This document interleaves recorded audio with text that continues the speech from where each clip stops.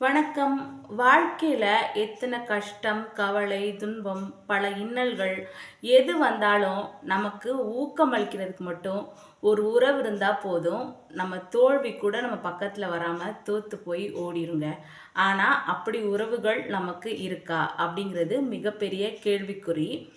ஓடி ஓடி போய் உதவி செய்கிற வரைக்கும் நம்ம விழுந்து விழுந்து கவனிக்கப்படுவோம். நமக்கு விழுந்து விழுந்து மரியாதைகள் கிடைக்கும்.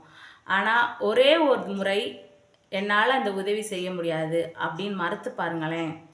நீங்கள் இருந்த இடம் தெரியாமல் மறக்கப்படுவீங்க அந்த நபர்களால். உறவுகள் இப்பெல்லாம் நீ மாறிட்ட, நீ முந்தி மாதிரி இல்லை அப்படிலாம் சொல்லுவாங்க. அப்போ நம்ம யாரும் தானாக மாறுறது இல்லைங்க. நம்மளை யாரோ ஒருத்தர் மாற்றுறாங்க.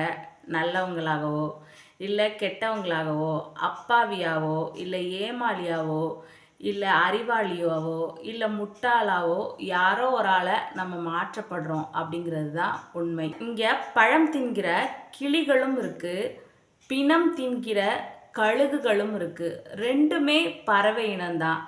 ஆனால் அதோட தரம் வேற, அதோட தகுதிகள் வேற.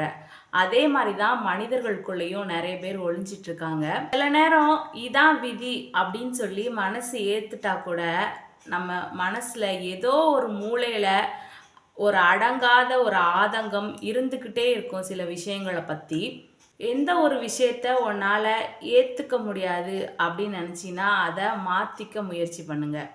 அந்த விஷயத்த மாற்றவே முடியாது அப்படின்னு வந்துருச்சுன்னா அதை மனசார நீங்கள் ஏற்றுக்க பழகிக்கோங்க. இதான் இந்த வாழ்க்கையோட ரகசியம். நன்றி.